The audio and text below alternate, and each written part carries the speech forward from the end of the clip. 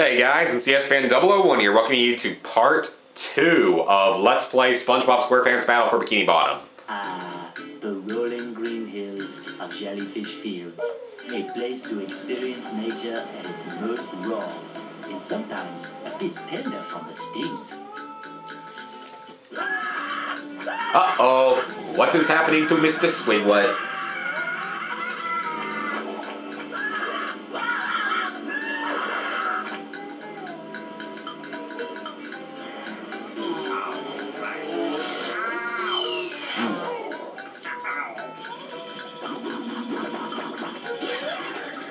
Uh-oh.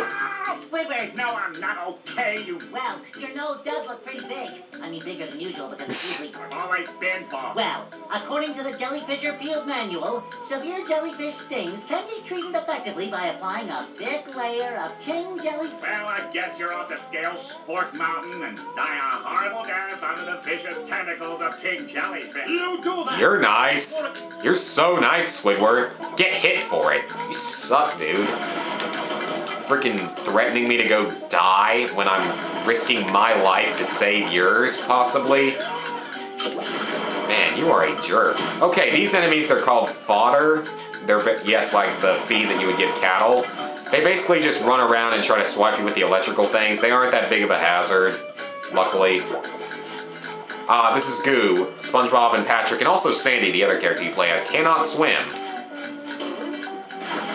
So you're going to want to keep that in mind. These are teleport boxes. When you open up both of them, it will allow you to teleport quickly between areas of the level. Believe me, those help a lot later on in the game. Even here, actually, they help at all times, really. You can hit multiple enemies at once, as shown there. So yeah, combos. Combos aren't really a big deal as far as I can tell. I've never really seen much value in them. Like maybe they increase the amount of money you can have, I don't know. So I guess I screwed myself out of getting up there, but it's just a blue shiny object, I believe, so it's not like it's a big deal. Besides, we'll have to come down here later on in the game anyway. Shiny objects do sort of like respawn every time you die or, you know, switch between areas. So yeah, if you jump in the goo, you'll usually die after a hit or two in it. So you're going to want to be very careful about that. Just try not to land in it. Which that actually makes sense, because SpongeBob and Patrick couldn't swim in the main show. I guess, I don't know if Sandy could or not. I would think she could have. Super Monster combo and a sock. Okay, we already know how those work. Yeah, there's a whopping 14 socks here, and I believe it may be actually the most socks of any area in the game. Because Downtown has 9, and there's like 10 in Goo Lagoon. Rock Bottom only has like 8 or 9. Sand Mountain has like 10. Murmelair only has 4, and I'm not going to spoil any areas beyond that. But one area has like 5, I think one has 7 and one has 3. Checkpoints, I would hope you guys know what a checkpoint is. If you've played any video game before ever, you probably know what a checkpoint is. No, well, that's not actually true. If you grew up on the NES and SNES and maybe even the N64 era, you probably wouldn't necessarily know. So yeah, this game was made on like this and PS2, and I believe it was even made, there's a different version for the PC. Only Patrick can use the Freezy Fruit. We'll worry about that later on. We can play as Patrick. So yeah, as I just said, I believe this game was actually made on the PC, and I believe I might actually still have my PC version of the game. But it's like vastly different. Like literally everything is completely different.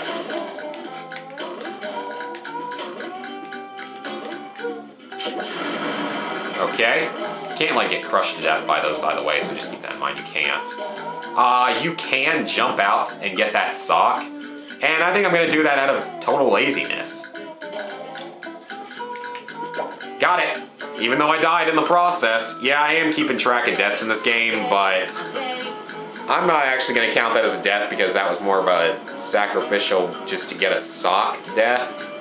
Now, if it's like a real death later on, obviously I'll count it, but that one I didn't feel like should be counted as a death because that was jumping off and sacrificing myself. If you guys think different, please let me know.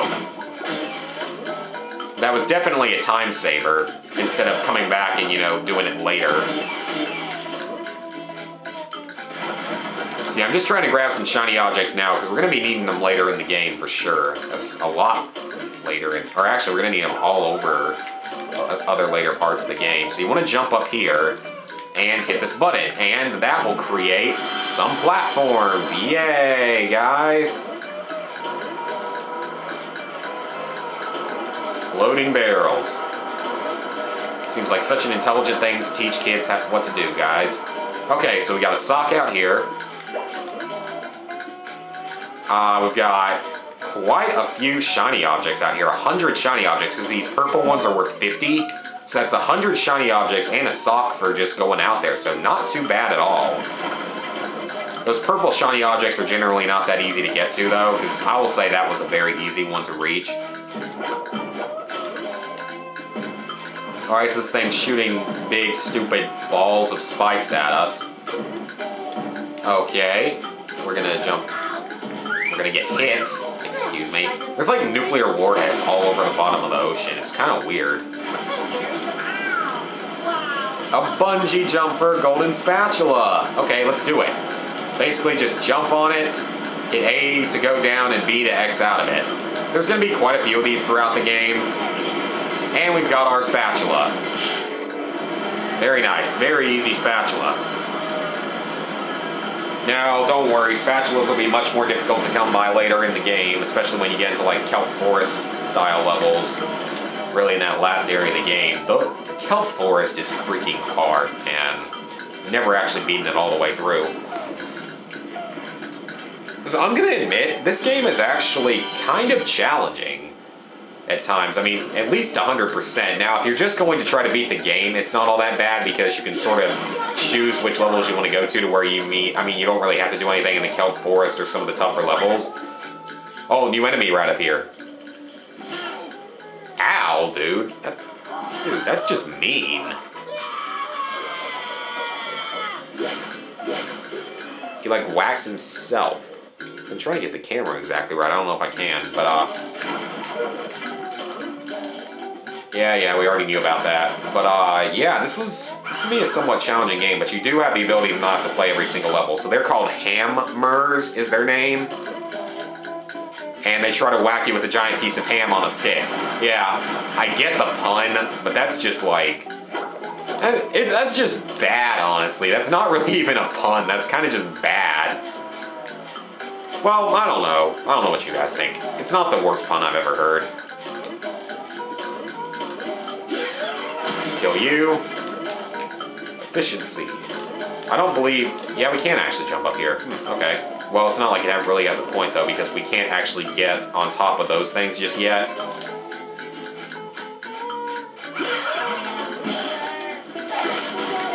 There's actually a place where you can, like, learn all the official names of the robots later in the game, but we're not going to be there for a little while.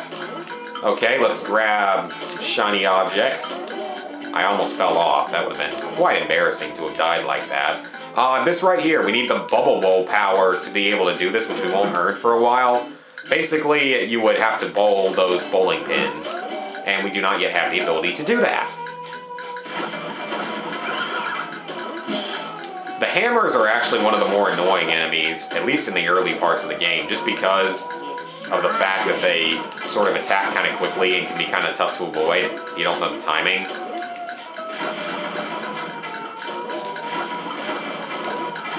We're going to be meeting one or two other enemies in this area, I believe, as well. Not in this actual area of the area. Because each area generally has, like, sort of 3 parts to it. Sort of 3 sections. Usually each one has, like, 2 to 3 spatulas in it. Okay, I think we already told you guys about goo. Knocking robots into goo should generally be an insta-kill, by the way. And, you know, knocking robots into each other, I told you before, is actually a pretty good strategy. If you want to go risk it going for that blue thing, go for it, but it's not really worth it. Okay, before we head up there, I just want to go on and activate the teleport box in case I were to screw up somehow. You never really know what might happen. So let's hit the teleport box. Very nice. So now we have that opened. So what we want to do now is jump on top of these things. And actually, the first thing I want to grab is kind of well hidden. Jump up and jump behind here. And I will probably die doing this. But I got the spatula. Well, the spatula sock. I always confuse the two. I mean, they sound kind of similar. Spatula sock, spatula sock, spatula sock. Yeah, you can actually see the sock that you learned from the game over there. I don't think there's any way to, like, trick out a way to get to it, but... Anyway. Yay, this is awesome. I never get to do anything like this. SpongeBob, you get to have all the fun. And we grab a second sock up here. So, very nice. We're soon going to have enough to trade to Patrick, actually. We've actually got 5 of the 14 already in this level, so we're making pretty good progress. But yeah, I believe this level does have the most socks of any area in the game, which is kind of unexpected. But then again, most of these socks are actually pretty easy to get to, versus the ones like later on in the game. There's the one area that has like 3 socks. 2 of those are like impossible to get to. So those are duplication-trons. They're basically just robot spawners. They blow up on you once you hit them, so get away from them. Yay! Another spatula. That is 5 spatulas, guys. So we're already 1/15 of the way through this Let's Play. Because there's 75 spatulas we have to collect. In any order. From any level. Okay, let's go. Wow, mermaid. Huh? What? Some of the voice actors were, I think, different. Sponge Kid. Now, what was I supposed to tell you? That Patrick is surrounded by... Huh? Oh, no. I think it had... Well, it's massaging your feet. Ew! Like... That's disgusting, okay? You're not Dan Schneider. You're not allowed to say stuff like that. That's just messed up. You're not allowed to say that unless you're Dan Schneider. Some other guy with a fetish. But anyway... You're going to want to jump up here for the secret path. And you will get a sock. So, very nice. And, as always, I missed. I always have a problem with that one. I don't know why. Okay, let's jump back up in the teleport box. So that's what they do, as you just saw there. I usually go down twice anyway, because I always want to check the left side, because I don't think there's anything on the left side. But I just wanted to make sure.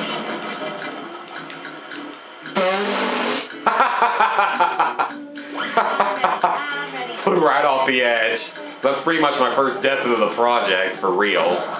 Yeah, whenever I do like a death sacrifice like that one I did before, that's not going to count. I mean, that's not really fair to count. I'm talking about real deaths, man. So, already over 1,200 shiny objects, which is actually a very good thing to have. The more, the better. Don't worry, slides will get much more complicated in this game than this. That is the easiest slide in the game, or just about. The slides later in this game, woo, the one at the end of the kelp forest. That one is not fun. Oh, epic battle music. Whenever you get this music, you know you're going into an epic battle.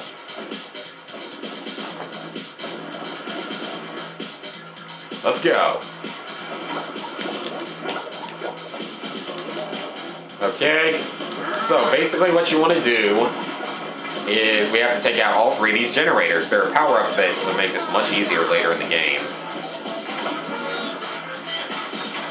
Don't ever stand too close to those because, as I told you before, it'll make them, it'll hurt you. So that should make a platform for us. Oh crap, he actually hit me. Yeah, you see, their attacks are a little tricky to avoid.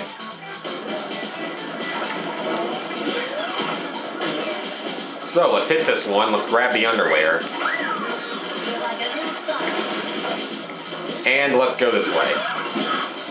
God, I am getting a lot today. So yeah, if I remember correctly, underwear was actually the health of the previous game as well, but you only ever could have up to 5. In this game, you can have up to 6 later on. So that's just kind of an interesting little thing. In the next game, though, it changed to, I believe, like Krabby Patties or something, which I actually did beat. I know I beat Spongebob movie game, but I don't think I ever beat it 100% either. Yeah, I don't think I ever beat it to 100%.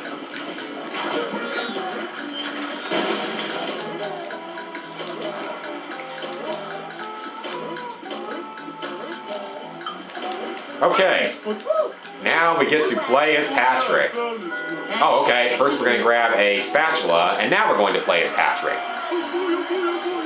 Each character sort of has their own special abilities. Patrick does not have an upward slam attack, but he does have a ground pound style slam attack. Same thing as Spongebob, but he doesn't have like a jumping upward attack. But he's going to have another attack that we're going to see right here. This is a throw fruit. Patrick can pick them up and throw them. He'll disappear shortly after hit X on the GameCube to pick him up and throw him. And you actually can't smash him, which is kind of weird. You can also pick up tikis and throw them at stuff if you want. It's not really that big of a deal. Okay, yeah, we kind of know how to do that. This is a bus stop. If you hit R at it, you can switch to another character. There are only ever 2 playable characters in each area, and those characters alternate between Patrick and Sandy. SpongeBob is always going to be playable in every chapter, generally because his powers are more useful.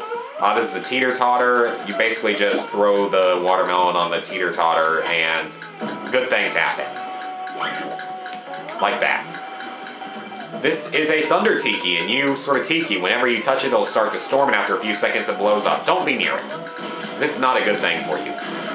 However, you can, just like any other tiki, pick one of these up and throw it, if you so desire, like I just did. Down here! Oh, hi there, Mr. Plankton. Are you going to vaporize me today? Unfortunately, I found my... I was in an undesirable position. Heed my words, my large future minion. Go into Jellyfish Cave. Follow the instructions on the signs that you see.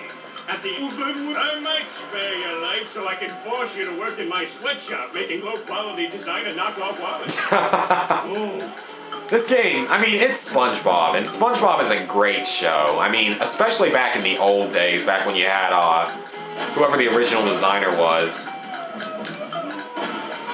And I think that's a pretty good place to stop, guys.